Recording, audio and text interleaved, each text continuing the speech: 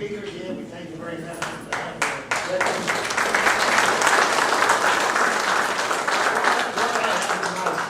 If you look out into the room, you'll see that we are a bunch of elderly people.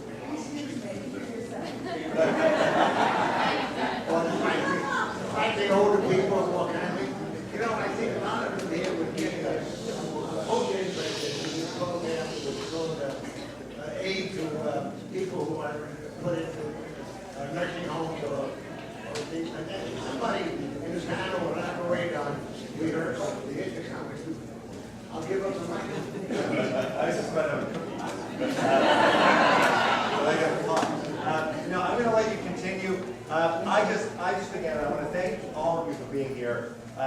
This is exactly the sort of thing that we need to do on a regular basis. Not just for all of you, but quite frankly, a lot of people rightly often criticize elected officials, members of Congress. A lot of times we deserve it. When we have an opportunity to partner up with great local community organizations on behalf of the men and women who served our country, we ought to do it. Thank you for participating. Thank you for bringing your expertise, and I'll let you carry on. Well, I'm just going to ask a question. Thank you, everybody.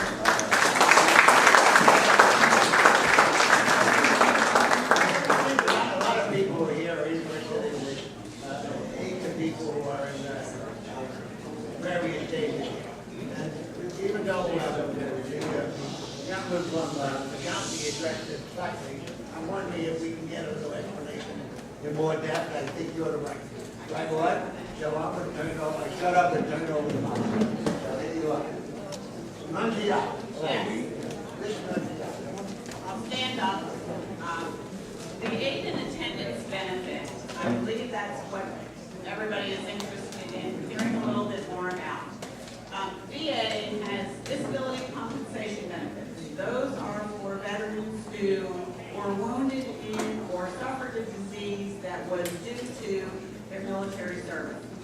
Pension is, the longer name for it is non-service connected pension, NSC pension, is for any veteran who served during a period of wartime and only has to do 1 day of wartime. It is an income-dependent program, and that's why this book is golden. I looked at this book while I was listening to the other speaker, and it has a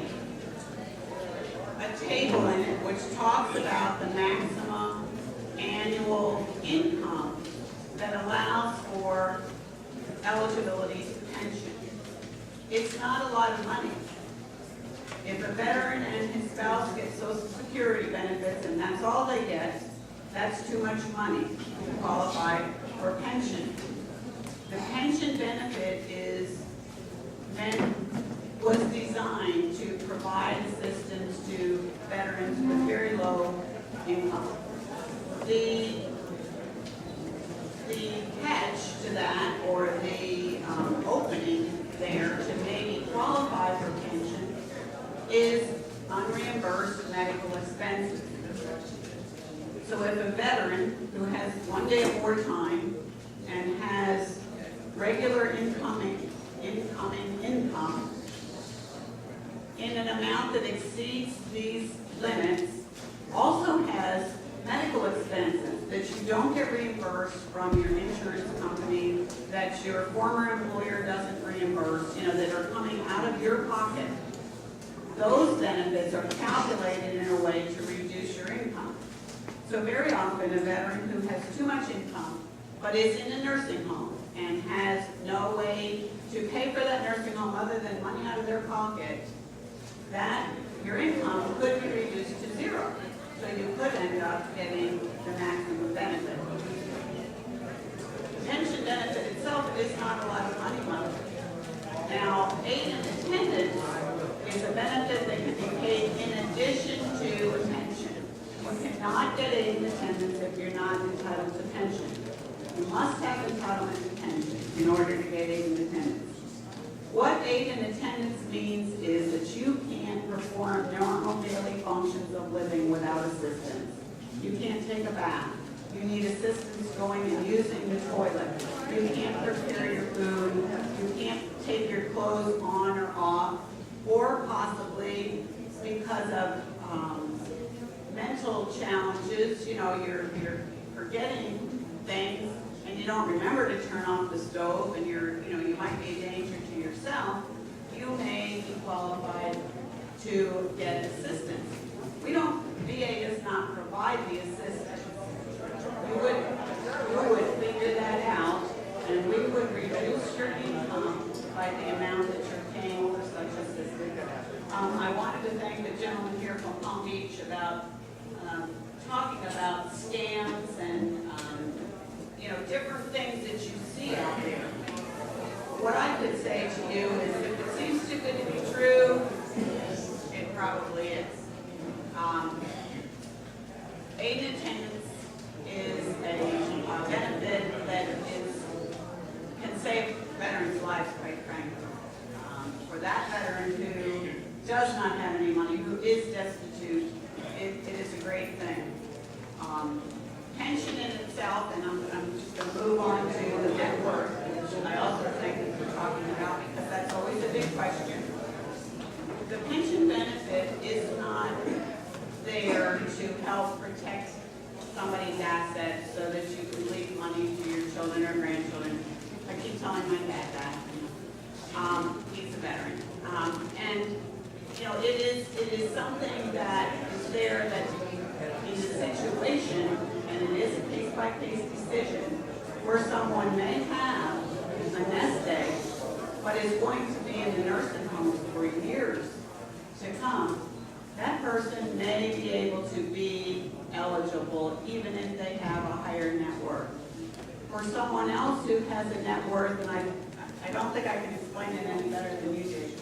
If you're sitting on some money and the VA comes and looks at that and says, well, you're 96 and you have $80,000, we think you can make that last until you pass away. It's like an insurance determination. Like they use the actuary tables and those kinds of things.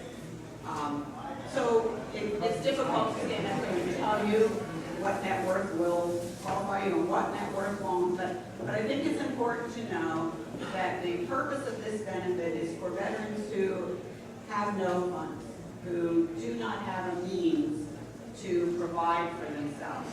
And if you think of it in that way, it doesn't mean that you may not be eligible, but it's not. It is one of those case-by-case determinations. So I hope that.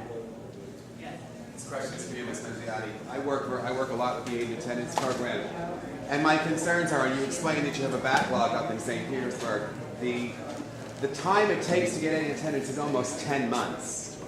And then if we have to appoint a fiduciary, it adds 6 months onto that program. It affects the veterans in a very, it makes it very difficult for the veteran to receive the benefits that they are entitled to and get the services that they need now, not yesterday. There was a pilot program, and the VA, West Palm Beach, was actually processing the applications there. There was a 3-month turnaround. All of a sudden, it's back in the regional office, and we're waiting 10+ months for our veterans to receive their benefits. Why? I wish I had an answer that you would like. One of the national level decisions. Wait, I'm sorry. One of the national level decisions has been to consolidate pension work into several pension management centers throughout the country. The St. Petersburg office has been relieved of our duty, if you will, from processing many pension claims. There are instances where those claims stay with the regional office. For the most part, a pension claim from a veteran in the state of Florida is processed in our Philadelphia office. Now, our folks on the telephone get many questions about, what is the status of my claim?